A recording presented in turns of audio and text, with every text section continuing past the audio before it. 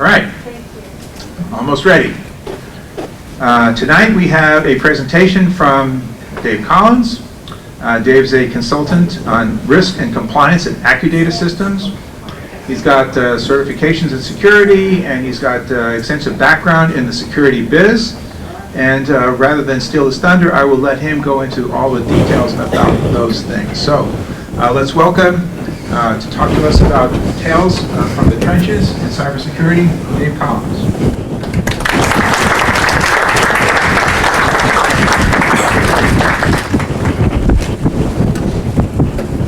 All yours, Dave. Thank you. Thank you for that warm introduction, everyone. Take a shot for cyber. Had to do it. All right, the goal is going to be to have some fun here in this talk, so I hope you're ready, because I am. Who am I? Let's talk about that. I'm a husband, I'm a dad. Those are my two most important jobs in that order. Hopefully I'm doing all right. All right, it's my wife with the magenta hair. She says I'm doing all right at job number one. That's good. Got to keep that important. I'm an academically trained historian. I have a master's degree in history because I got burned out from working as a network admin in my first job. Me and two other people were responsible for maintaining a couple thousand node network that was distributed across two counties and 4 different geographic locations. It was me and one other guy, and then our boss. So I got burned out, but fortunately, before that, I got exposed to the GNU plus Linux operating system. Yeah, I'm one of those guys who says GNU plus Linux. So I'm sorry, not sorry. I think Stallman makes a number of persuasive arguments. He's got me on that one, right? Because Linux is great and the kernel is great, but really you can't do much without GNU, right? Without the GCC, you can't, you need that stuff. So I'm an academically trained historian, but I'm also a hacker, because it turns out that if your research is in the intellectual history of anarchism, there's not a lot of PhD programs that want to let you do research on that. My advisors begged me not to, but sometimes when you know better than them. So I started doing a webcomic. I did web development, and then I started getting into offensive security. I had an old friend from high school was like, dude, you're making $20 a month. That's not really cool. You got a family now. It's time to get serious. So he got me exposed to some boot to roots, which are vulnerable virtual machines that you download and then you hack into. From that, I fortunately started a consultancy before I really had any idea what I was doing, and we did that for a while. We started going to local DEF CON chapters. If you're not familiar with DEF CON, in addition to being one of, if not the world's largest hacker conference, there are also clubs all around. And where we were located, Spokane, there was DC 509, greets to DC 509. And I started getting involved with them. And then it turned out that the person who founded DC 509 was also the manager of an information security consultancy that hired me. And then I managed to go from like doing boot to roots to like actually doing pen testing relatively quickly. Partially from confidence and the willingness to just admit that I was social engineering and I didn't really know what I was doing. And then just kind of like kept the momentum going, right? Just kept the wheels spinning. So as I mentioned, my background's in network administration, web development. If you wouldn't mind speaking. Oh, yeah, sorry. There we go. Is that better? Can you all hear me now better? All right, cool, sorry. So my background is in network administration and web development, but I started getting involved in, and I kind of gave you my brief background there. And when we moved to California, when my wife and I moved to California, one of the first things that we did was that I found where's the local chapter of 2600, because I was really active in 2600, which is Hacker Quarterly magazine, and it's also a club that meets, and they have meetings all around. So I went to 2600 up at the 23B Makerspace up in Fullerton, and from there somebody said, well, if you got to check out Irvine Underground. So I went to Irvine Underground, and so greets to them. From there I was able to parlay that into found a job working for a firm that was expanding their security offerings, and I just kind of I landed in their lap, so they decided to start offering some offensive security stuff. in addition to the MSP stuff that they were doing. And then I started at Accudata Systems, which, as you saw from my first slide, I'm a consultant in the risk and compliance practice. Half of us are pen testers, and the other half do compliance, which is PCI, HIPAA, ISO, all those sort of like compliance things. So like if you handle a lot of credit cards, you have to make sure that your networks are compliant, and so we've got half of our team does that, half of the and then the other half are penetration testers like myself who try to hack into networks with authorization. And then so I gotta give shouts to my employer Accudata Systems for helping me put together this slide deck. Also shouts to Andrew who's at Boot2Generic on Twitter. If you want to follow him, he says that he lurks and you don't really have to follow him, but he's a brilliant researcher who had his who had already like had a CVE before he graduated from college. So the dude is on his way. He's a rocket ship to the moon. So I'd recommend following him as well. And then you can find me on Twitter. I'm at whatever sauce. So if you have any questions, if you want to reach out to me over Twitter, that's really a great way to get a hold of me. I'm on there way too much. So with that in mind, let's talk about some goals for this talk. One thing I want to briefly talk about, and it's fortunate because I see a number of younger students here, I want to talk about how to get started in information security, but briefly because that's not like the whole point of the topic. But I see a younger person in a HackerOne t-shirt. Maybe that might be something of interest to you. So cool. So we're going to talk about that. We're going to do that first. Then I'm going to share some bench hacking stories. Now I'm going to be really careful here to say a couple of caveats. First, I'm not going to mention any company's names, so I don't want to get sued. Second, I'll say that none of these things happen while I work at Accudata Systems. So but again, I'm not going to say who or where, so be cool. I hope people aren't litigious because I'm not going to name names, so I don't want to get sued for the stuff that I'm going to talk about here. So as long as everybody can be cool, well, I'll share some stories. I won't name any names. We can hopefully all learn some stuff, and then we'll have some fun. There's a disco cat. I love this. I love the picture of the cat, the disco cat. So, and I'm from the internet, so I love cats and I love memes. So there's going to be plenty of those in there. So I hope you're ready. Buckle up. So you want to get in InfoSec? Awesome. It's not the subject of this talk, but I wanted to share because this is a question that I'm often asked. Traditionally, there were 3 ways that people broke into information security. You started at the help desk and you worked into network administration. That's what I did. So you spent a lot of time in wiring closets, slinging cable, and doing basic switch port configurations and VLANs and segmenting off your networks and understanding what are routable addresses and what are not routable and doing subnetting. And I don't really think you need to be able to do subnetting without a subnetting calculator, but spend enough time in network administration, you can just whip that off at the top of your head. Another way that people traditionally came into offensive security positions was through systems administration. There's a very persuasive argument to be made for Linux sysadmins making some of the best information security people because they know where all the bodies are buried, right? They not only are they really good at enumerating Linux systems, but having a familiarity and a comfort with like sed and awk and regular expressions and the ability to through the command line be able to parse through files really quickly is tremendously helpful, especially when you're on really large engagements with thousands of different files that you got to parse through. Having some comfort with command line tools like grep and awk and sed are just really valuable. So sysadmins often make absolutely devastating penetration testers. And then the data center, and then developers. Developers are another that's it's just evil once they start doing penetration testing because they understand things that are so like as a network admin, it was difficult for me to understand stack-based buffer overflows, getting a basic handle on exploitation development, how the stack works was just crazy making to me. I hated that. It sucked. But I wasn't a developer. I was a network admin. So developers had that ability and the understanding of why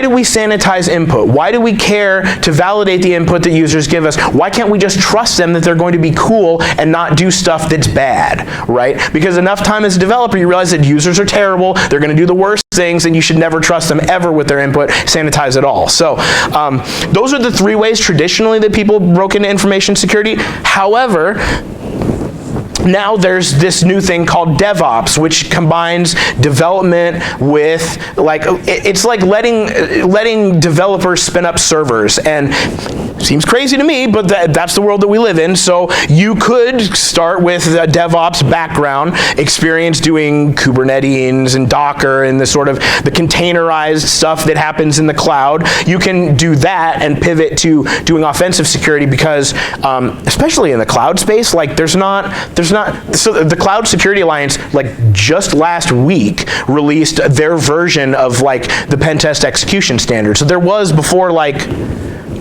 4 days ago, no standard, like when you do a web cloud application penetration, a cloud penetration test, these are the things that you do. That didn't exist until like a week ago. So some of this stuff is still like the Wild West, and Ian Coldwater is a person who has become very popular on Twitter, who says that most of the stuff that they do is simply from a terminal and an SSH session. So again, having an understanding and a comfort with the GNU plus Linux operating system, being able to work in the command line is tremendously valuable, because a lot of the tools that I use, I won't name them by name, but the vast majority of them are command line tools that are used from Linux, GNU plus Linux. So if you're not comfortable with that, you're going to have a bad time. So the other way that people can break into security is as an entry-level SOC analyst, a secure operations center.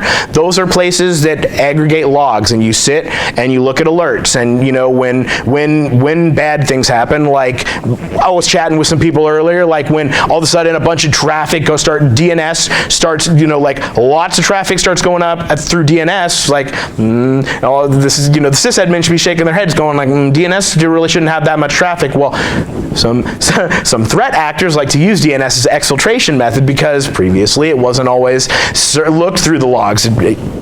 For example, and this is the example that I mentioned earlier, when you go to, say you go to work from home, it wouldn't be crazy to have a blast of DNS, a one-time like shot to what your previous DNS was, because that's who you were connected to previously, right? So you try that once, it fails, then you go to whatever the next DNS is, right? That's not going to raise very many alerts for sysadmins, but if that one blast was you exfiltrating a bunch of data out there, then that thing that looked like just a false positive is actually a bunch of exfilling data from your network. So that's one of those things that, like, an entry-level SOC analyst is the one who told me about that particular exfiltration method. It was like a year and a half later that I heard there was an APT group that had been using that. So you can start in a SOC and you can become a very devastating pen tester if you're willing to write the reports. They're not all willing to write the reports. In fact, the guy that I'm telling you about will not work on a red team. He hates reports.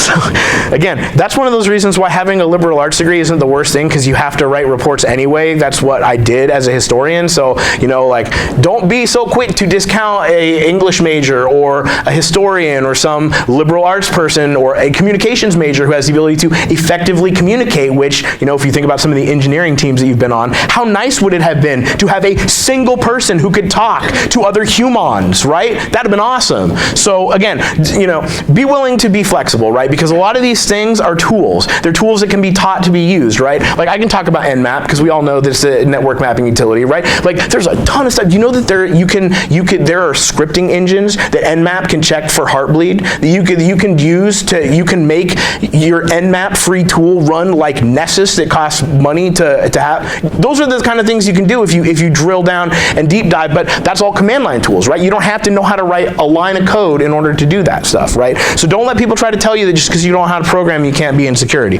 right? I'm teaching myself, but there are lots of people who do the job and don't know how to code. So those are the ways that you get in. If you have any other questions, I'd be happy to talk about that afterwards, because it's an interesting subject, and supposedly there's a talent shortage. If you hear about it, there's millions of jobs that are open. They can't find people. Anyway, so in this next section, I am going to share some bench hacking stories. Again, please don't sue me. Be cool. So if you hear that, Dave Collins got sued by, Corp X, and you could say maybe he was one of those people in the talk. So as long as everybody's cool and nobody sues me, then everything will be fine. We'll move on. Here we go. Please don't sue me. some caveats, as I mentioned before, none of these stories happened during my time at Accudata, although some of the stuff that I've learned at the firm will inform the suggestions that I'll make at the end. Second, all the names are excluded to protect all parties involved. I've tried to scrub any information. And finally, don't pwn without permission, right? Like, and I don't want to get into a discussion about black hats versus white hats because, frankly, I think it's a little bit boring. And I think that one of the guys that I used to hack with made a really persuasive point that he said that everybody's a gray hat, right? Especially in the era of bug bounty programs, right? Like, yes, I have permission from Twitter to check out all their stuff that is under the star.twitter.com. But until I submit that report, you know, like if I find something juicy, like the difference between being a black hat and a white hat is that report, you know. So at the end of the day, I don't care to have a discussion about the color of your hat because I think that there's a persuasive argument to be made that everybody's a gray hat on some level. But like, don't be silly, right? Don't pwn without permission. If you want to hack some public stuff, cool. Check out HackerOne, check out BugCrowd. They've got all these programs that you can pwn on, and you will not go to jail. So, or I was going to say that. I say you're less likely to go to jail if you do this within the purview of a bug bounty program. So like, don't break the law. So okay, so this first story that I'm going to tell you about is okay. So this was a couple of years ago. Has anybody here heard, I hate to do that, and has anybody who do this, but I got a note. Anybody heard of the shadow brokers? Can I see a show of hands if you've heard of the shadow brokers? Anybody? Howard has. Yeah, okay.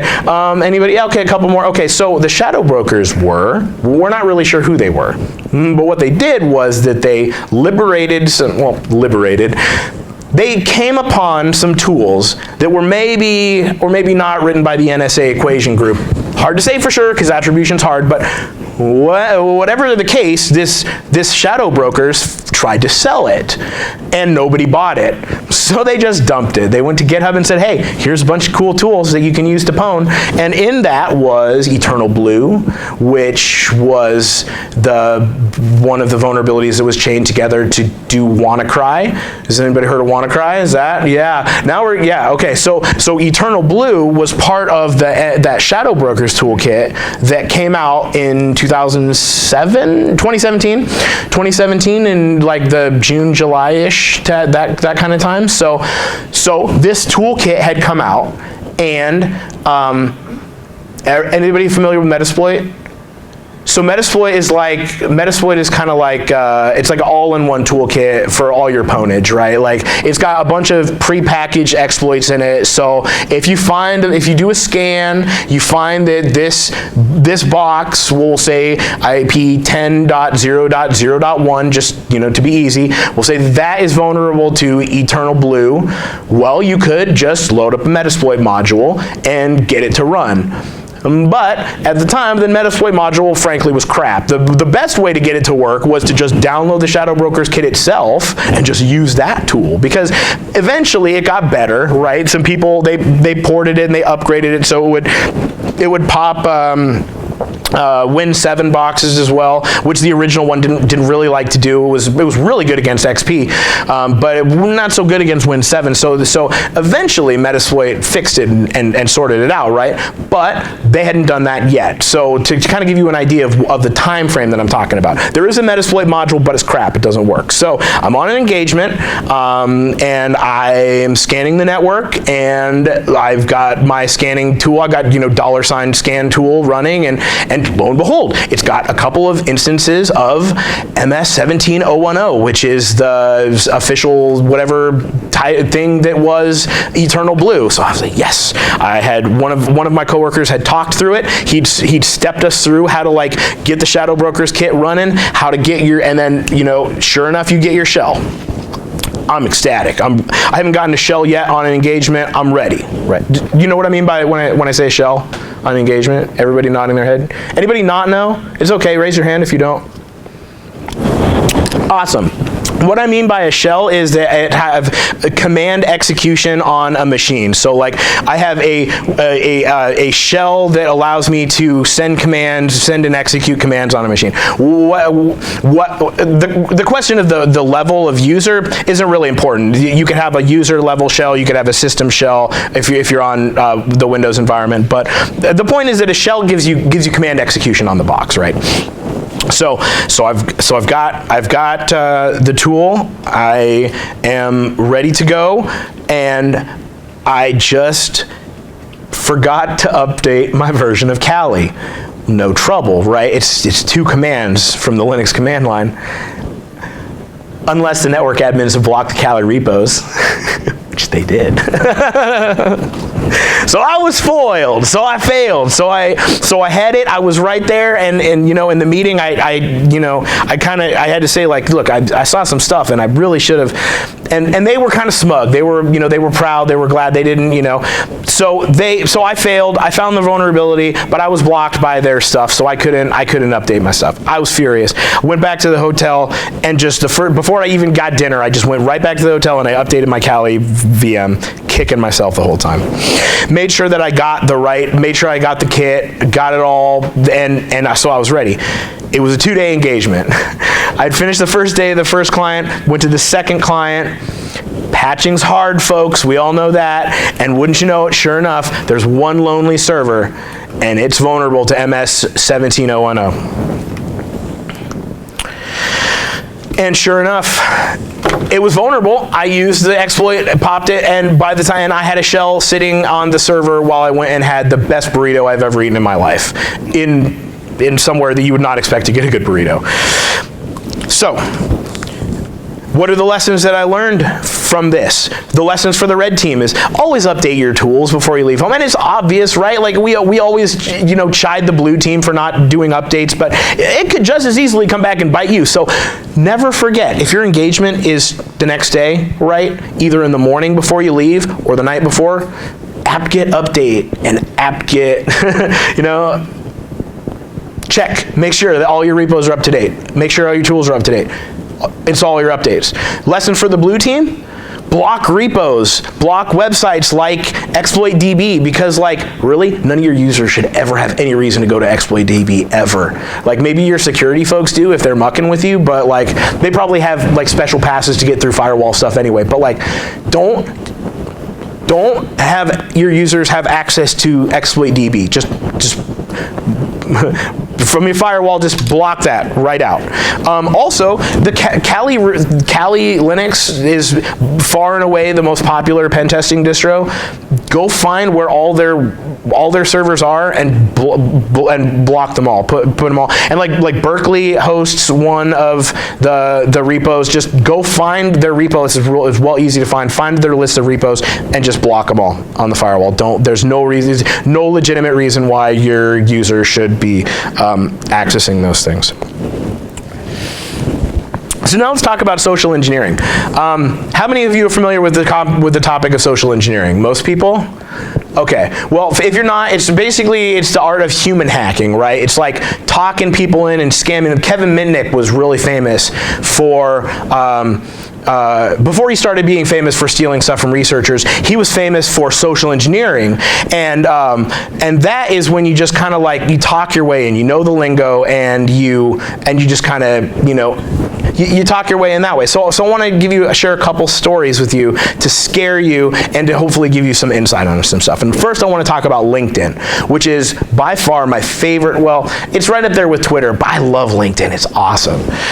I created an evil LinkedIn account at a previous employer, and I was able to have generated thousands and thousands of connections with people without even sending them messages. And you could do things like, there's a website called thispersondoesnotexist.com, which takes artificial intelligence and machine learning and AI and the blockchain, and it does all that stuff, and it uses those neural networks and this stuff to make images of people that don't exist. They're completely computer generated images. And so if you were to take one of those images and use it as your LinkedIn profile, then Google image search won't come back with any results because it's not a stock photo. But even if you were to just have a stock photo, you'd be surprised at how many people don't really care if that stock photo is an attractive young woman. And so, I learned that guys on the internet are kind of bad, and they're kind of creepy and gross sometimes, and like a lot of, my college student got a lot of like coffee date invites, but also like literally thousands of connections. So if somebody requests you to be like LinkedIn connected, but you don't know who they are, don't accept it, because it could be me. You know what I mean? Like if you don't, and especially if it's like an attractive woman and you're, like a tech dude, and all of a sudden an attractive college student is very interested in sort of like, what version of SQL you're running, like it's possible that she's a DBA. But it's also possible that it's me, and I've been hired by your firm to like, fish, and like, it's incredible the amount of stuff that you can get. Like, I would have these security awareness trainings where I would go and I would be like, hey, what's up, UCI? I know that 8 of you in this room went to UCI, and I know that 4 of you are, went to the grad school here, and I know that, and you just start, and it's like, and I'm connected with you, and you, and you, and you were smart because you rejected, but all the rest of you, it's wild. So LinkedIn is great, but it's also terrible. So even though, because it's a social media platform that is kind of like, has an identity crisis, right? It wants to be Facebook, but it wants to be professional, but it wants to be like Twitter, but it also kind of wants to be like Instagram. And so nobody really knows how to use that platform, right? And if you spend any time on it, like you're job hunting, it sucks. It's miserable, right? Because because it rewards you to just have as many connections as you can, and it doesn't matter if that, and it's great because I don't want to out anybody. I don't want to burn anybody's sock accounts, but doing a little bit of digging, you can find that I'm not the only person that's making sock puppet accounts. So, so be careful on LinkedIn. That's story number 1. And then the next story about social engineering is that bad actors will attack anyone, okay? And this is the closest that I'm going to come to talking about an industry. But just because you work with a charity or a children's hospital, that doesn't mean that you don't have information that bad guys want. And you could think like, well, surely as a children's hospital, I would never be the target for an attack, but like, you are. And there are bad actors out there, and a shell's a shell, and they don't really particularly much care what sort of charitable good you're doing. They care about your infrastructure, and they care about being able to, it used to be like mine Monero on your servers, but now it's, it's whatever to like run C2 or send spam because 8% of people respond to spam. Bad actors are bad actors, and don't think that just because you work for somewhere that's like a moral and ethical place that bad actors won't attack you, because they absolutely will.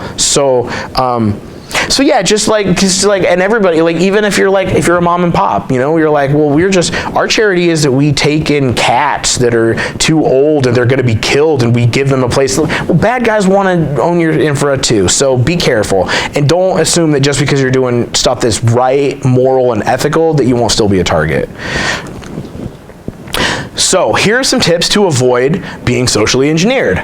Tip number 1, it is cheap and super easy to spoof a phone number, right? For $20,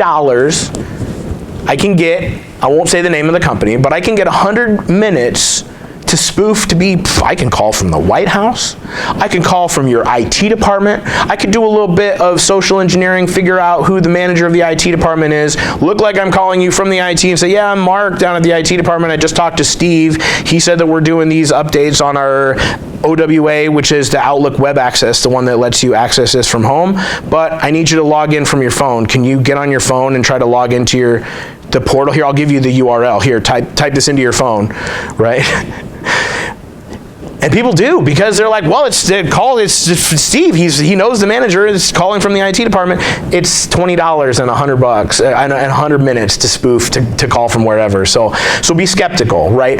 The tip number 2 is ask for an extension to call back, because if they're really from the IT department, you can call them back at their extension, right? If they're really using a card to spoof their phone number, they can't. You're not gonna pwn a PBX to actually have that number to call back on. That's far outside the level of sophistication that most phone social engineers are going to do. So by simply just asking for an extension to call them back will usually be enough to get them off the phone. And last tip is just ask questions, ask questions, ask questions. Who's a manager? Who's a manager's manager? Why did you do that? Why? Because the more questions you ask, the more they're going to get nervous and just go, I think I left the oven on, I'm going to go. Anyone having fun yet? You having fun? Anybody bored? Try lots of cat pictures. You know, I told you I'm from the internet. We love cat pictures. Everybody still awake? All right. Having fun? Okay. Any questions so far? All right, cool. Oh, yeah. I don't know, because I've never tried that. I'm going to be totally honest with you. That's not something that I've tried to do. That's an interesting question. But no, I don't know the answer to that. Maybe. Sorry. I really don't know. So, any other questions? That's a good question. That's very interesting. I wish I knew. I kind of want to go look that up now. Yeah. Some of the email attacks, whether it is directly by link or whether it's in attachment. Any thoughts on those? How easy or difficult is to implement? For the video, repeat the question. Yeah, okay. The question was,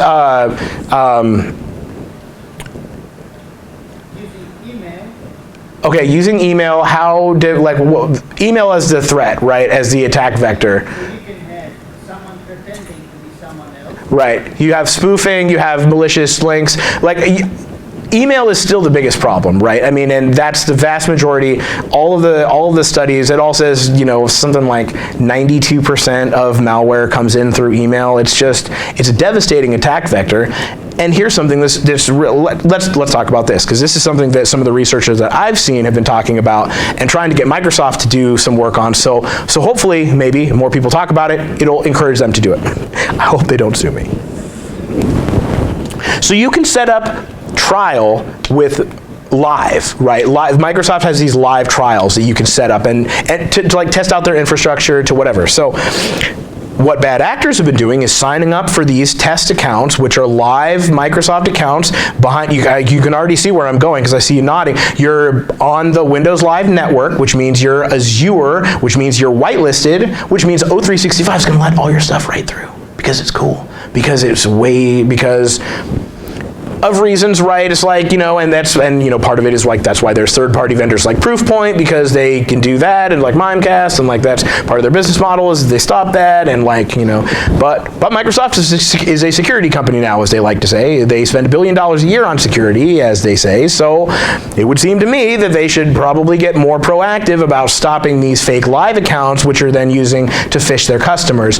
But I'm just a researcher. That's just what I think. It seems to me also that's also a very difficult thing, because by nature, right, HTTP, the Hypertext Transfer Protocol, is designed for you to take that blue link and make it turn purple, right? It activates that part of our brain that protocol was designed to do. So as defenders, you're looking at a Sisyphusian type of problem of getting people to not do the thing the web was literally designed to do, which is to click on that link. So what do you do? I mean, if I had the answer to that question, man, I'd be on a beach somewhere. Drinking fancy drinks, but so I don't know. But that's one thing that a lot of the researchers, because like a lot of phishes are happening from that, and like it gets right through because, you know, because it's easier to just whitelist. As I presume the reason why is because it's just easier to whitelist stuff that's on your own infrastructure than it is to, like, you know, be more proactive. But yeah, you're right, and it's a real big problem, and there's still not a great solution to that yet. Any other questions before I keep going? I'll have time at the end too, so if you want to just, you know, write them down, we can talk about them later. So this is my last story. I call this the pen test blues. So here's what happened, right? So we get a client that wants us to do an engagement, and the scope is the part that you're allowed to attack. It's like tiny, right? Like their infrastructure is like this. The scope's like this. And I found something cool. And I went to my boss and I said, hey, this thing is cool. This could be cool. Can I poke it? Can I do it? Can I do the thing? And he's like, I don't know. I got to talk to them. I got to go get approval, whatever. The approval never came. And so I wrote the report and I said, this is some stuff, and you know, it could be cool, but I don't know, because I didn't get to look at it. And they paid for that assessment, and a couple months later they got hacked. And what they paid for that engagement was a fraction of what it cost to replace the server, because it got rooted so hard that they had to physically remove the box, right? So if you decide that you want to have a penetration test, then get a penetration test, right? Because the whole point is, and look, I think it was Bruce Potter who said it best. And I'm pretty sure that was him, right? He said that the job of a penetration tester is to go to a company and to tell them how ugly their baby is, right? And nobody likes to be told that their baby's ugly, right? And they don't like to say, you know, like, I found this, and I found that, and I found this, and that, and all that stuff. It sucks. People don't like to be in a meeting, especially not a meeting where some guy swinging it.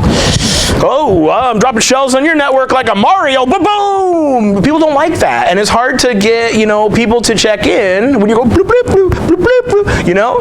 So it's tough, right? Because for those of us who do this, we're hackers, right? We love to get shells. That's fun for us, right? Popping shells is fun. Even funner than that, even more fun than that, is when you can pop creds that turned out to be a domain administrator, and then you're logging into domain controllers. Before you, it's like, yeah, I mean, shells are cool, but you know what's even cooler? Logging into your DC. It's like, hey, here's a screenshot of me on your DC. Thanks. Your lunch was great because I just ate it. Haroof, right? You can't do that. So that's not a meeting that goes well, you know? So as much as this job is really fun, it's also about diplomacy, right? And sometimes you gotta sit down with somebody who's not technical, and you have to explain to them what you did and why they should care. Because, this story isn't on there, but I'll tell it anyway because I think it's kind of interesting. I was on an engagement and I had read the previous pen test report, and it said that the password for the router was admin, and the username for the router was also admin. And this report was 6 months to a year old. So I went in and I was like, okay, well, I'm sure that this financial institution won't still have their router password as admin, and well, 20 minutes later, I was the admin of that router.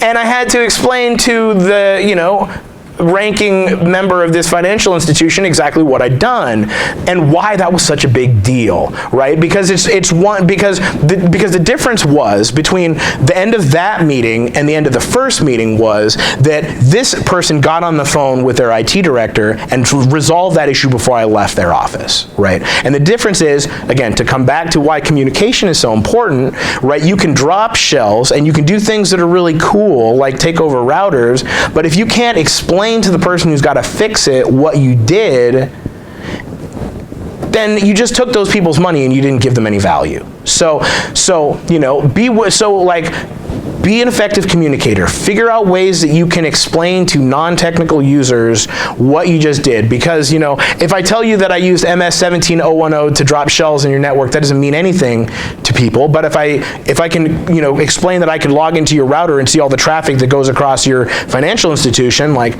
that gets your attention. So think about your audience. Think about, you know, if you really want to do a pen test, do it. But, you know, that's not, like, some people think that, like, ooh, you need a pen test. Like, maybe you hear this talk and you go, well, my company needs a pen test. Well, has your company done an asset inventory? Do you have a disaster recovery and a business continuity plan? Have you done the basic, like, stuff? Do you have patch management in place? Because if you haven't done that stuff, then a pen test is really not going to be worth very much money, because they're probably going to come in and they're probably going to get some shells, right? And that's cool because, you know, they may not get them externally, but they probably will inside because, you know, like, networks are like bugs, right? Hard, crunchy outside, soft, gooey inside. So you let a bad actor into your network and they're probably going to have some fun, and you're probably not, right? But if you don't have already the basic fundamentals in place, then doing something like a penetration test is a waste of time and a waste of money. So there are ways that you can start to get yourself to a baseline level of security where it would start to make sense to do those types of engagements, but not everybody's ready for a red team, right? And not everybody's even ready for a vulnerability assessment. So, and that's okay. But if you decide to commit to a penetration test, actually commit to it, right? So for the blue team, you should err on the side of yes when it comes to a scope, right? Bigger's better. Because here's the deal. At the end of the day, bad guys don't care about your scope. They don't care at all. You're like, oh yeah, that's a legacy server. Awesome. You know what legacy means in hacker? Easy shells. It means that somebody smarter than me and a better hacker than me has already written the exploit. That works. So I'm not going to reinvent the wheel, right? If there's a Metasploit module, awesome. And you know, if you don't even have a WAF in place that I don't even need to obfuscate my payload, then I'm really going to have a lot of fun. But you know, if you go and you pay potentially thousands of dollars for a penetration testing engagement and you make the scope like this big, you're going to get what you pay for, you know, and you're going to say like, well, we can't, your website's not in scope because of, you know, whatever. It's like, well, cool, but like, what the first thing the bad guy's going to do?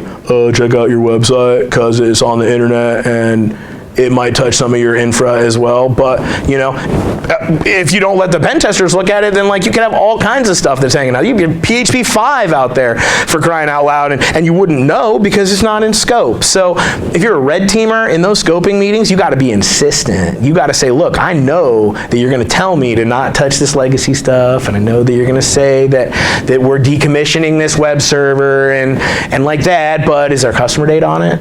Is there client data on it? Is it touching the internet? Is it touching your infra? Because if it is, then bad guys will be touching you. So there's a great saying, and it's really famous, but I don't remember who said it, and it's that you're getting a pen test. It's a question of whether or not you're also getting the report. So the bad guys are pen testing your network, right? So it's just a question of whether or not, you know, you're paying white hat to also, you know, tell you where you're hanging out. So don't, you know, try to err on the side of a larger scope because, you know, you want to get what you pay for. Yeah. What were the three things that you mentioned that you haven't had before you have he asked the three things to do that you'd want to do before. Like you want to have asset inventory, so you know what exactly you have touching the internet. Because if you don't know that it's touching the internet, then you don't own it. You want to make sure that you have a business continuity disaster recovery plan. So like, what do you do in the event of a fire, right? We're in Orange County. What happens if there's an earthquake, right? What happens if there's some other natural disaster? Do you have a hot spot that you could go to? Do you have a cool site? Do you have a lukewarm site that you could like fire up in a matter of hours? Do you have, so like, what if there's a fire and all your stuff burns down? Do you have any backups? Are your backups redundant? Are you in the cloud? Do you have tape backups? You know, like having that, and then patch management. Do you have a system in place to regularly apply patches, right? Because if you're not regularly applying patches, you don't have an asset inventory and even know what's out there or what your endpoint protection is touching, and you, and then the other thing that I said, yeah, unless you have plans in place for what happens if there's a disaster, then a penetration test isn't going to do you much good at all. So get your fundamentals down, get your basics, and then you can look at that. Because like again, if you haven't installed a patch in 6 months, then you know like a pen test isn't going to do you much good because they'll just shell all that stuff. So yeah, making sure that you're all patched, making sure you know what you got hanging out, and then a plan in place if there's a disaster is really important, and look, that's not sexy stuff, right? It's everybody wants to have a pen test because it's cool and it's sexy, but at the end of the day, it's better to like actually know what you have and to have a plan in place if there is a disaster than to not. So, and then this other quote from Twitter that I really liked was that a small scope is like saying you can only test one segment of the body armor, right? Like you can only shoot me here. It's not how testing body armor is supposed to work. So same with the security assessment. So in this next section, I am going to share some tips and tricks to avoid being socially engineered and to improve your overall security posture. I'm going to go kind of quick here so that there's time for questions. Tip number one. Okay, and I gotta clarify here because Andrew said, oh, well, but some OSs are old, but they're still good. If your operating system is more than server operating system is like older than 10 years, so I'm thinking like server 2008, then it's time to upgrade. The time to upgrade is now. And I don't mean like if it's more than 10 years, because I know Debian is like 25 years old, so I'm not saying that if you got Debian or Slack or any old like Linux distro that you should like not do that. That's not what I mean. I mean, if your kernel's 10 years old, then absolutely yes, patch that, because like dirty cow. But that's an exploit that's like trivially easy to go from user to root on GNU plus Linux systems. So if your server operating system's over 10 years old, so it's like server 2008, then you need to upgrade, because it's coming to end of life soon anyway, and you should. Okay, so this next one, try to turn off noisy or chatty protocols. So what do I mean by that? I mean, and I know that the sysadmins in the room are going to start reeling as soon as I start listing this stuff off, but it's talking about like WPAD, NetBIOS, turn on SMB signing, LLMNR, turn that off, and there's one more. LLMNR. NetLM. Don't allow. You turn off at NetLM. Don't allow the NetLM don't allow those to downgrade. So by doing all that stuff, you eliminate a vast majority of the attacks that go over the wire. So like when the bad actor is sitting on your network, just like sniffing traffic, right? If you can, WPAD, LLMNR, NetBIOS, and SMB signing, if you can do SMB signing and then turn all those other things off, then you will stop those sort of attacks. But then the sysadmins and netadmins are probably going like, oh yeah, but won't that break a lot of functionality? Yes, it will. So that's always a trade-off, and that's great, and it's a really fun conversation to have. It's like, yeah, I want you to just do all this and turn all this stuff off. That will break a lot of your servers, and it's going to break a lot of your functionality. So it's not easy to do that, so you want to start to roll those out slowly. You don't want to just like do all that on a Monday. That's what testing's for. Test those out first. So try to turn off some of those noisy protocols so that you can, so if bad actors get into your network, they can't like capture hashes, for example, sit on the wire and poison traffic and capture hashes. And then the other thing is to ensure proper network segmentation, right? The opposite of what you want is you don't want a flat network, right? You don't want your file server next to your print server, next to your desktops, next to all your stuff on one network. That's bad. You don't want to do that. You want to segment your stuff off. So like if you, God forbid, you've got some IoT crap on your network, put that on its own VLAN, don't let it talk to anything else. Segment your stuff off, right? Segment your users, do as much segmentation as you can, because that is another thing that makes bad actors' life more difficult is, segmentation of networks. I'm not talking about micro-segmentation, that's another conversation for another day, but anything you can do to segment your networks, and I'm talking about like traditional network, like VLANs, just VLANing stuff off can make your life a whole lot easier and better. Here's some more network security tips. We talked about this earlier, security awareness training. Like even doing something basic, like having a company come in and do a security awareness training to teach like the basics of like, this is what a fish looks like, right? Here's how you can spot and detect a fish, right? And then you can have more advanced courses, like here's how you look at the header and you see that it's, it actually came from Susie in accounting and not from like, from some bad actor, right? So security awareness training, business continuity, right? Having a business plan in place for what happens if there's a disaster, right? Like even something simple as like, well, how are your backups happening, right? Are they in the cloud? Are they on-prem? Do you have an off-site location? Like it's not sexy and who cares until there's a disaster and then you care a lot. So, and then an asset inventory, and it sucks and it's not fun. Nobody cares. I don't want to, you don't want to go and take an inventory of every blinky box on your network, but if you don't know that it's there, then perhaps you don't own it. So I don't need to tell you how scary it is to have devices on your network that you don't own. So the last thing is that make sure that there's, you say, oh, what policies? Well, that's crap. But look, having an employee termination policy in place. Like what happens if you fire somebody, right? Do you cut off their access before they leave the building? Or 4 weeks later, do they still have access to all your AWS keys? I don't know. But if you have a policy in place that says that, when people walk them out the building, you deactivate their keys as well, will make you less sad, right? So,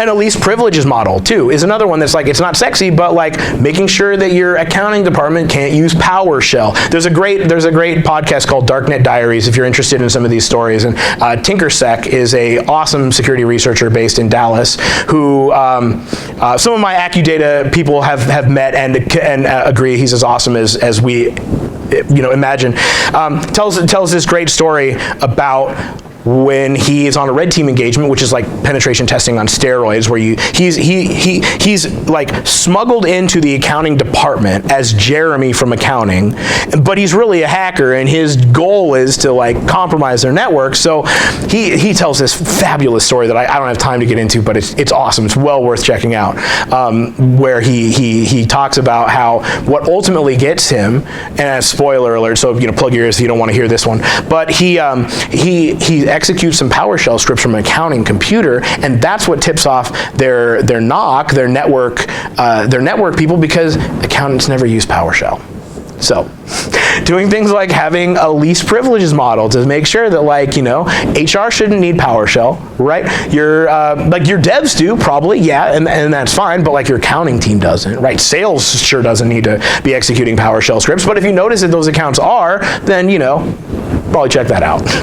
And then like multi-factor authentication is another one too. That like there have been a number of times where I've been able to compromise accounts and get access when a simple multi-factor authentication would have stopped me because it wasn't in the scope, or it's a pain in the neck to like say you manage to pop somebody's creds, right, and you get their username and password, but there's a multi-factor authentication, then you got to call them and phish them or try to figure out a way to break that 2FA, which for a lot of bad actors is more work than they want to do, and they'll just move on to easier targets, right? Especially in the SMB space when like very few of them even have 2FA or MFA. If I manage to pop some creds, or like say that there's a data dump and some bad actors dump a bunch of usernames and passwords that don't get changed, right? If there's MFA in place, bad actors will just move right on to the next thing because they don't want to, that's an extra level of work, and that sucks. So having MFA can be a real, and again, it's not perfect, you can still defeat it, but it, a lot of actors are just gonna move on because low-hanging fruit is sweet and good.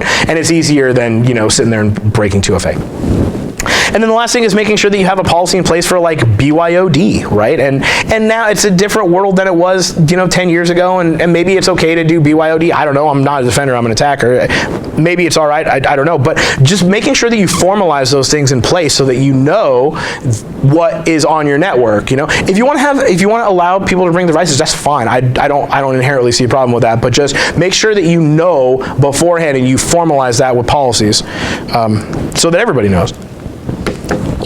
And then some tips to avoid being socially engineered. These are kind of similar to what I talked about earlier. Just like always be skeptical, right? Ask for their phone extension because that's really hard to fake. Don't accept any and all LinkedIn requests, and if something sounds too good to be true, then it probably is. And then so here's some tips and tricks to help secure your personal stuff, because I don't want to just talk about business. I want to give you some practical stuff that you can use when you leave here today. So here's tip number one. IRS and Apple and Microsoft, they don't call you to tell you that your software's out of date, or that you've got a virus, or that you've been owned, or that you owe a bunch of money on taxes. The IRS sends a letter. So if you get a call from them, it's not really them. Be skeptical.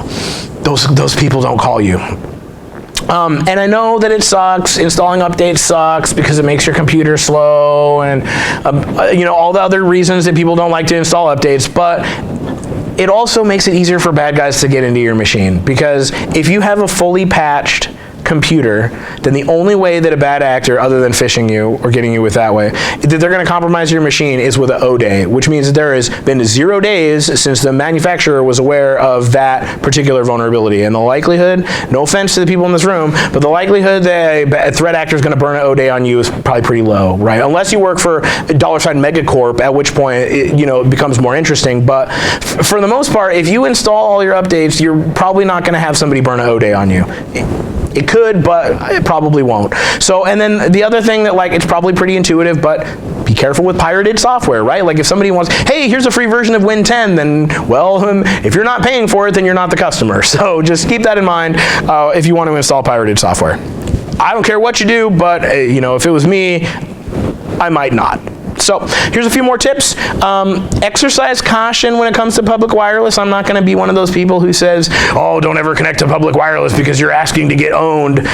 No, you can connect to public. Just be aware that if you're on public Wi-Fi, that other people on that Wi-Fi can also sniff your traffic if you're not on encrypted websites, or you're not using encryption, or you don't have a VPN. So just think about it and think about what your threat model is, right? Like, there's been a whole rigmarole in the InfoSec community about should you bring a burner to DEF CON, and it doesn't matter, because people, what's your threat model, right? Like, think about what your threat model is. And if you really think about it, you're probably not going to have an O-Day burned on you. It's probably going to be all right.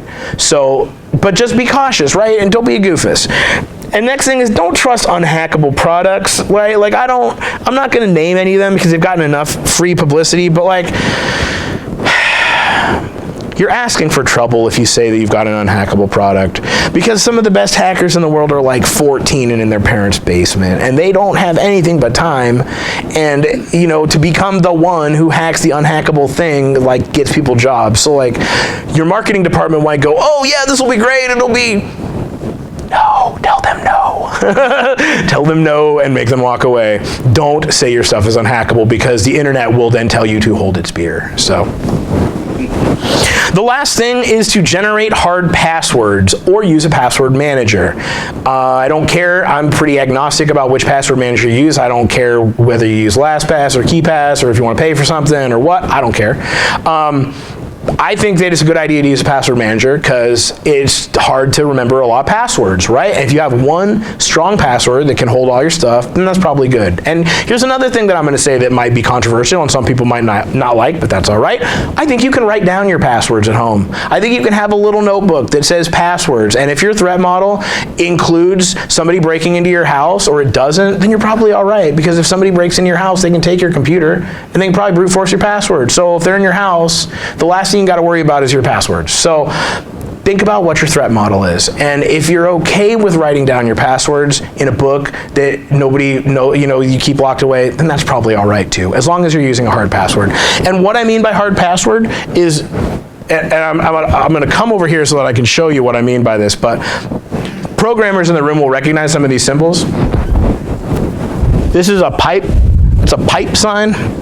The vertical pipe, horizontal or vertical pipe, it's right above the enter. If you hold shift and it's right above the enter key. That pipe, a colon, a semicolon, and then a space are all characters that are really hard for password cracking utilities like, I won't mention them. It's hard for them to parse those characters, particularly spaces, right?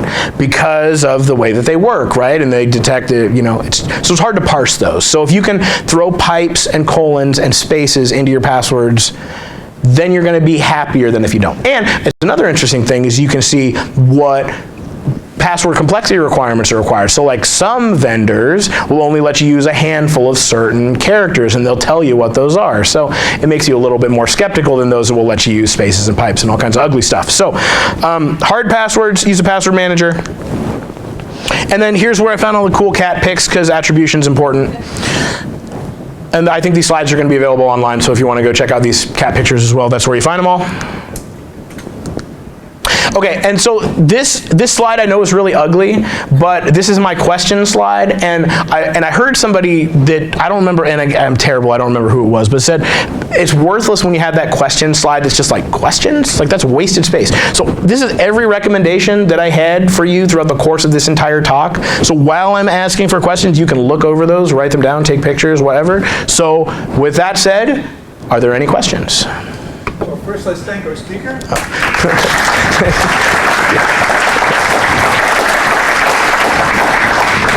As I let you know, traditionally our first question goes to Windsor Brown. Yeah, I think. My organization, unfortunately for hosting ACM, they don't get any credit from their major organization. IEEE Computer Society, we do. So I'd like to see by a show of hands how many of you are any chapter of IEEE member.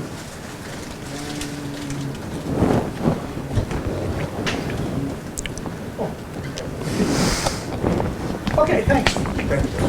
And Once again, before we open the field, I would like to present Dave with the Certificate of Appreciation. You can put that up on your wall. With Awesome. Thank you so much.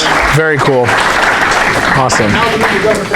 This is I'm a huge fan of the ACM. It's a huge honor for me to be able to speak here. As I mentioned, I'm a historian by academic training, so like some of the people that have been awarded, for their meritorious achievements are like the legends of computer science. So it's an absolute thrill for me to be here.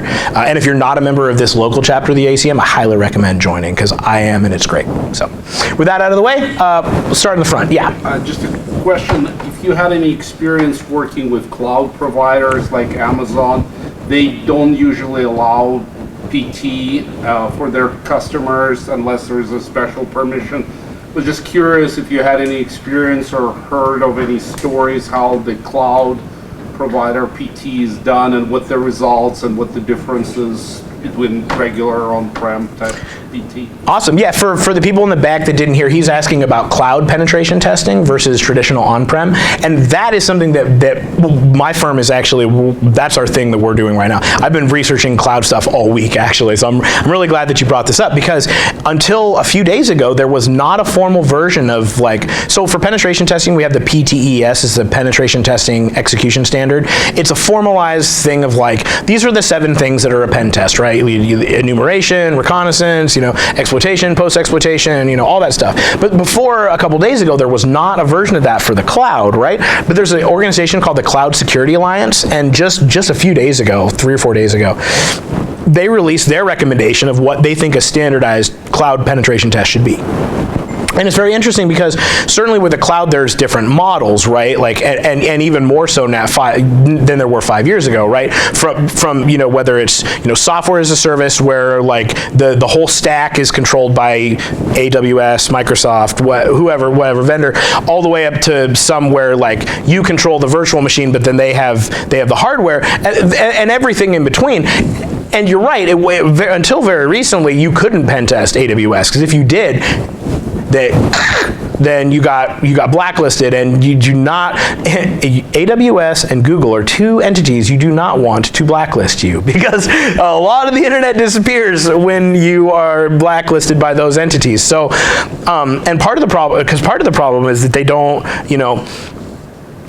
part of it is a scope thing, right? The fabrics never, their stuff is not in scope. It's only the part of the stack that you control is in scope. So, and also you really had to get permission, and there were certain things that you couldn't do, and if you weren't careful, if you used stuff that was automated, then you could get blacklisted and banned by Google, which, again, as we talked about, is super bad.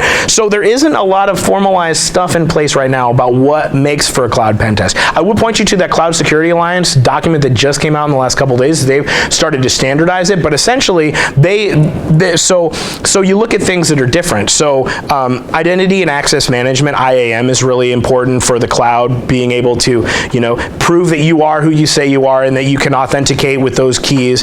That's a much bigger issue than, I don't want to say, maybe bigger issues than the right, because it's still an issue for on-premises users as well, but it's a totally different landscape, and we've done a handful of cloud security assessments. We're starting to get into doing more of them because it's certainly something that our partners and our clients have asked for, and it's also an area, but it's also interestingly an area where there's not a lot of research that's been done. I like to go look at DEF CON talks because they post all their talks, and there's only a handful of them that talk about cloud within the last couple of years, and some of them, while they're very good and they do a good job of going in depth, cloud moves so fast with the agile stuff and with the way that the way the development cycle is it's so fast that techniques that were effective 6 months a year ago they don't work anymore. So that is to say that we are starting, so I know this is a really long, convoluted, not really answer to your question, but so to get to the real answer to your question, we're looking at formalizing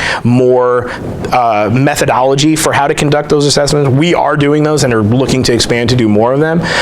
But you're right, it's definitely a different model that doesn't require, so one thing that I was talking about earlier is you can't just turn Nessus against, or any different vulnerability engine, Qualys, Saint, whatever, any scanning engine, doesn't matter which one, you can't just say, here's this cloud instance, go pwn. It doesn't, no, you get blocked faster than you can say Jack Robinson. So that's not going to work. So you have to, so the traditional ways of doing things don't always work, but the methodology doesn't change, if that makes sense. So to me, it sounds like either cloud is relatively more secure than on-prem, or it's really an open kind of an area where we don't know where the threads are. Well, a lot of it is your mileage may vary, right? Because some of it, like, it's as secure as you make it, right? So, like, to come back to IAM, right? If you have an open S3 bucket that's just hanging out on the internet, right? That's not Amazon's fault. They didn't misconfigure that. That's you who didn't, who left your bucket open, So some of those are just a matter of like, yeah, there are automated tools and there's like agents and stuff that can look and say like, hey, do you know that you got this open S3 bucket? And you can go, oh, no, I didn't, or like, hey, this is open to the internet. One big problem is that like a lot of stuff is just open to 0.0.0.0 with the internet, which, and some of it's RDP. So like, RDP isn't necessarily the most secure protocol for connecting remotely. So some of that stuff is, it's the same problem, just in a different thing. And, and then there's, the vulnerabilities depend on, Well, and also philosophy of shared responsibility, where on-prems, there are probably more opportunities for external attackers versus the cloud, where if that's part of the organization's responsibility to protect, then most of the attacks will come from within, or through negligence or just lack of knowledge how to properly do security, versus like somebody doing brute force type of attack from scanning ports and trying to break in or whatever. For now, that might be the case, just because there's a lot more to lose. There's a lot more at stake for like just manually, for just like casting a wide net and just scanning a bunch of stuff. So yeah, but I mean, I'm always hesitant to say that something is more secure than anything else, because I mean, the only way to truly be secure is to dig a hole 10 feet deep and bury all your equipment, put concrete over it, and never touch it, right? That's not reasonable. That's not an that's not a system that will really work going forward, but it will be more secure. So that's the eternal trade-off, right? It's usability versus security. So got to decide. Yeah. Real quick on the AWS. AWS does have several web pages on after your pen test fill out. I've seen it, I haven't done it, but. Okay. Zero-day attacks, you say general public, small companies, very low risk, or the numbers are extremely low given the zero-day attack?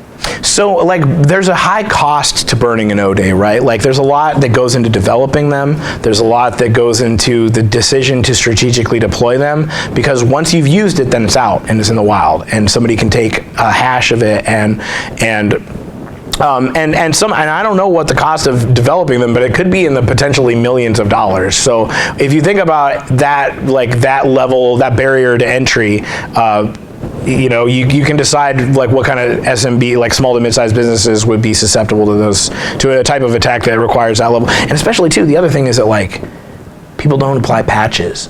So like, I don't need to burn an O-Day if you're running a version of the kernel that's 5 years old, So if the front door's open, then I'm not going to use my super secret spy kit to, break the manufacturer's lock. So a lot of times, it's just, it doesn't come to that, because like you can phish them pretty easily, right? Because you can do a little bit of recon and figure out what it will be a persuasive phish, and then you get in that way, and you don't have to, you can save your O-Days for Fortune 5s and big corps that have like real juicy data you can sell, or, depending on what your model is, right? Like if you're some governments, they just want the R&D because it's cheaper to pay a hacker 50 grand than to, do $5 million worth of R&D. So, I don't know, depends on the, threat. Yeah? What do you think about open source security and how companies are approaching open source, making sure that bad code or loose code is not the open source code they're using? Well, so I know GitHub has Oh yeah, he asked about open source software and the relative security of that. So like, there's obviously the sort of the Linus Torvalds, many eyes make shallow bugs argument that, the more people that can look in your code, the better. But then there's the Ken Thompson argument about trusted trust, and like, if you don't actually build your compiler, then you can't really trust any code that's executed on it, because if someone like Ken Thompson's the dude who wrote Unix, right? So like, if he decided to write a backdoor into the C compiler before Stallman forked it and did the GCC, then you'd never know that all of your code has a backdoor in it because he installed it when it was like Unix version 0, so the open source model doesn't necessarily always deal with those kind of problems that are compiled problems. But I think that like, another thing too is that GitHub has a feature that will scan repositories and let you know if like, hey, you got API keys that are just here for anybody who wants to look at them, or like they can test for some basic vulnerabilities, right? Like not sanitizing input and buffer overflows, and I believe they can do that sort of like basic scanning. So that's one thing that I don't know if open source software is more secure than others. It's certainly more easy to audit that code, and you can also, and with access to the source code, you can fuzz it yourself and find out if there's any vulnerabilities and do that research yourself. But I don't know. And there's also that, like for every 1,000 lines, for every 1,000 lines of code, there's between 6 and 16 bugs, right? Like on average, it's kind of like one of the laws of software. So the more code that you have, the more likelihood that there will be a vulnerability. And as we've seen too, that like proprietary code isn't necessarily secure, right? Like this, Adobe. Right, I guess I could keep going with more examples, but. And and then too, even some of the hardware vulnerabilities, that were still, Linux was still susceptible to that at the kernel level because it was hardware and that, so. I think generally it's probably more secure because more people can audit it and say like, oh hey, there's a backdoor there, right? Or you can run strings on it to see if there's anything funny that's happening there, but by being able to analyze the code. So yeah, and you can refactor it to make it better, like that. So yeah. Great talk. You mentioned about social engineering. I just want to mention Ghost in Wires has some scary examples. People who haven't read it, they can find that. He says Ghost in the Wild is a place where people want to hear more scary stories about. Ghost in Wires, Kevin Mitnick's book. Oh, Ghost in the Wire. Oh, okay, yeah. He recommends Kevin Mitnick's book. I don't, but he does. So if you wanna check that out, I don't think it's cool to dox researchers. I can go on record as saying that I don't think it's cool. I think if people want to do research anonymously, they should be allowed to do that. I think that, yeah. And I don't think it's cool to dox people, especially if you're a researcher who relies on those people to get your scoops. Brian Krebs. Anybody else? Any other questions? Yeah, I saw your hand. Thanks for the talk. I'm actually evaluating vendor for penetration testing. So what will you advise, what are the best criteria to evaluate whether vendor is good or not? Accudata Systems. I'm kidding. Sorry. I had to do that. I had to make a little joke there.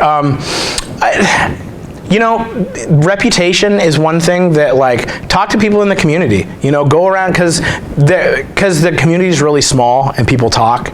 So if you go to a meetup, you go to something, just schmooze some people, buy some people some drinks and ask them about it, Like, there's like IVU, Irvine Underground's group that I'm in that I would like to plug again because I think they're some cool young people. But I imagine that if you were to go to something like that and you ply a few people with drinks, you could get some ideas about where are, like, some of the local firms. You can get an idea of who has a reputation for what, and also, you could also ask to look look at sample reports, right? Like that are redacted for client data, and you can get an idea for their methodology if they're willing to share that, and then try to, see if they're willing to share any of their clients, and you can ask about the sort of engagement that they do. But it's hard too, because you're giving a lot of trust into somebody. You're saying, yeah, come in and hack my network, and you're hoping that they're going to do the right thing, right? That they're not going to just turn on their automated tools and walk away. That like if they pop shells, that they actually clean them up,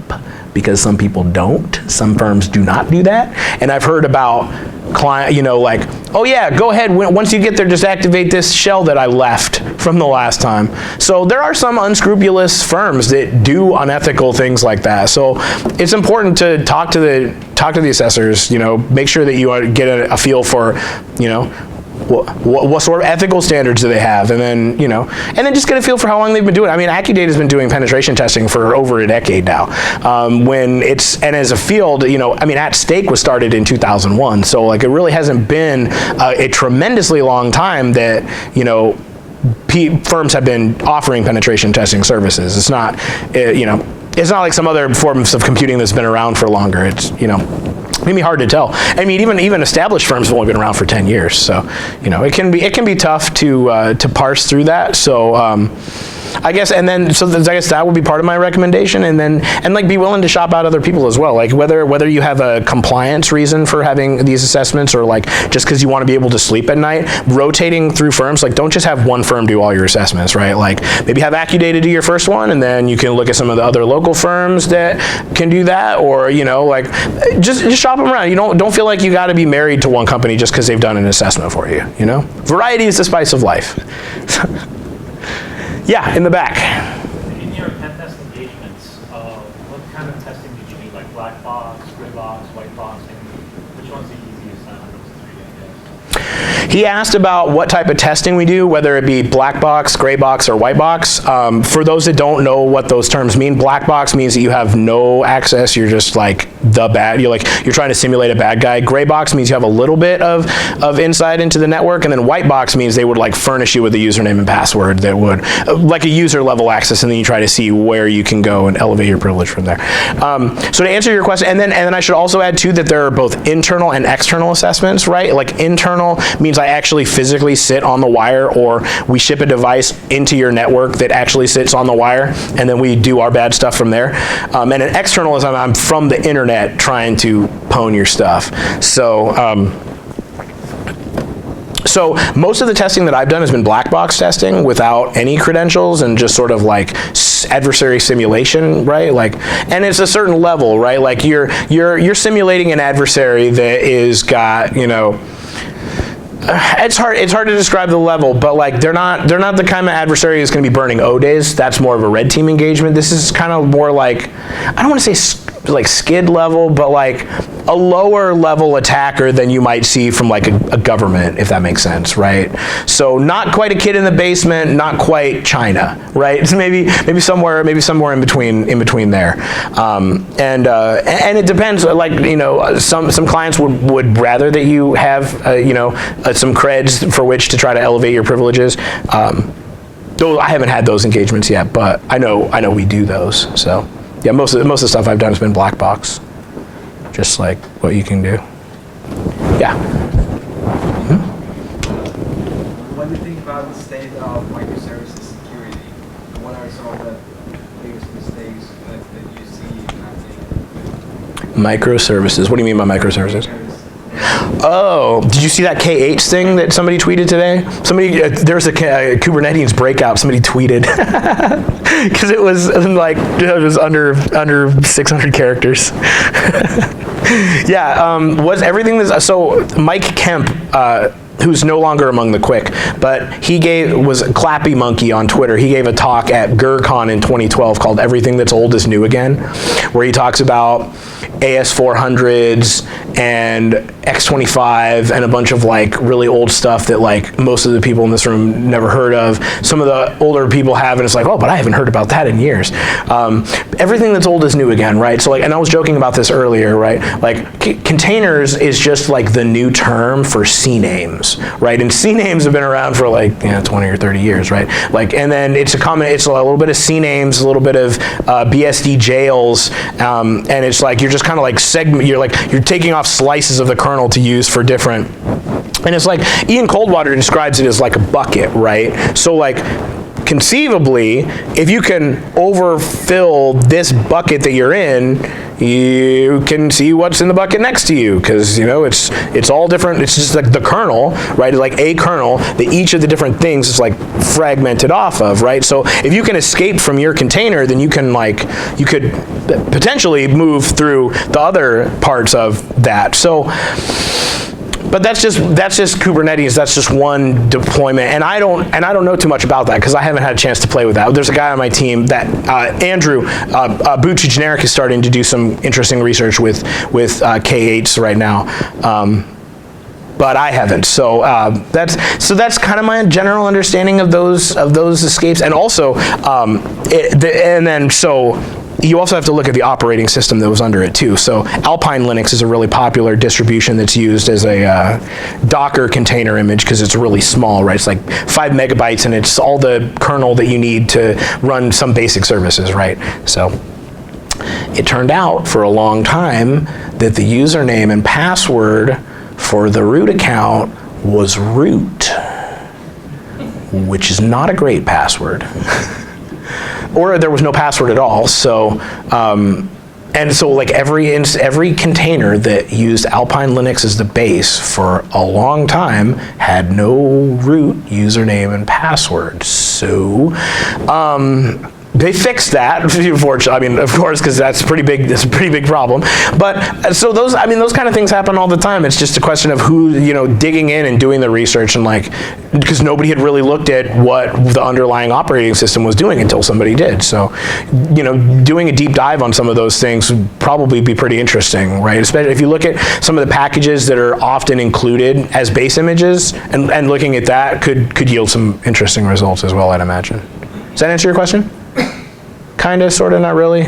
I don't know a ton. Look, I'm going to tell you, I don't know a ton about Kubernetes and sort of when I started doing stuff, I started with K8s, and it really was frustrating. So then I went to Docker, and that was a little bit frustrating. Then I found Vagrant, and I was hooked because Vagrant's great. It takes a lot of has anybody messed with Vagrant in here before? It's really cool. It'll prepackage up virtual box images. So like, say you want to spin up a Debian virtual machine, right? Generally that would take half an hour, 45 minutes. Well, with Vagrant, you can spin one up in like 10 minutes. It'll go grab vanilla Debian image, spin up a box, and it'll make the only person that can access it is 127.0.0.1, which is you on your machine. Only you can SSH into it. So, and what's cool is that VirtualBox is great. It's a virtualization solution that I really like to use. But for me, I have experienced that the guest editions that allow you to share packages is kind of broken, or at least it was on Linux for a while. So one thing that's really great about Vagrant is that you can store stuff. It stores it in a file that you can access on your host machine, and you can you put any of the Vagrant files in that, and then you can easily access it from the host machine. So if you didn't have that and you wanted to like communicate with a VirtualBox, you might have to do something like stand up a simple HTTP server with Apache 2, or there's a Python one-liner that allows you to stand up a simple HTTP server. It's like python-m http.server, then whatever port you want, and then it'll stand up a Python server in that directory that you could then grab from your host to the guest, but that's kind of complicated and kind of a pain in the neck. So Vagrant kind of makes that easier because you can store it, in a place that you can easily access it from the host machine. So. And then once I found that, I was like, well, this is cool. This does everything I needed to do. And then I stopped mucking with K8. So I know it's not like a super great answer, but, I hope that kind of helped. Ian Coldwater, I think Coldwater Ian is their Twitter handle. They're an expert on K8s.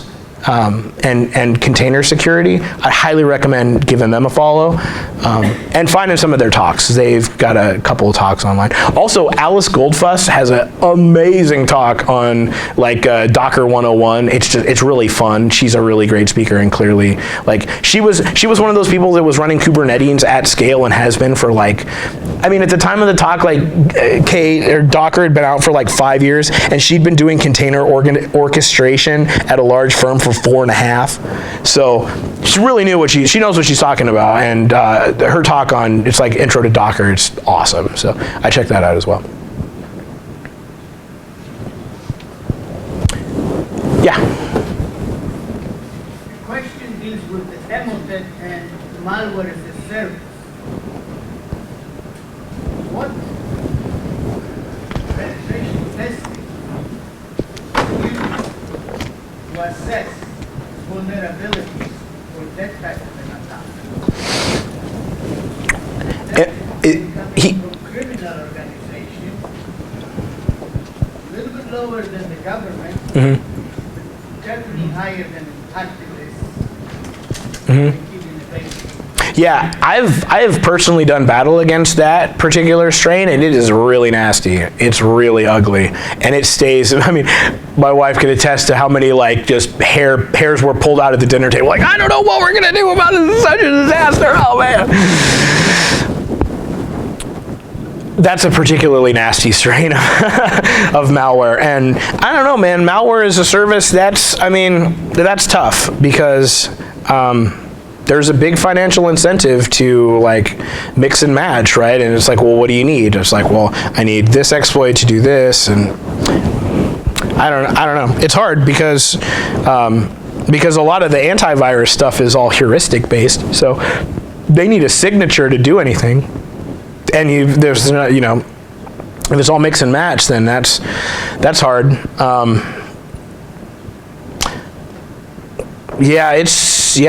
It's hard. Being a defender sucks. That's why I like attacking more. It's like that's somebody else's problem, which isn't really great. But as I said, I'm usually on the attacking side. I'm not on the defending side, so I don't know what to say other than like as somebody who's had to fight against it, I wouldn't wish that on my worst enemy. It's really virulent and nasty and just hard to get rid of. So, yeah. Any other questions? Oh.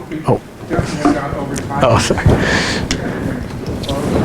Stick around for a little bit if you want to talk about the person afterwards, but let's give them a little more round of applause.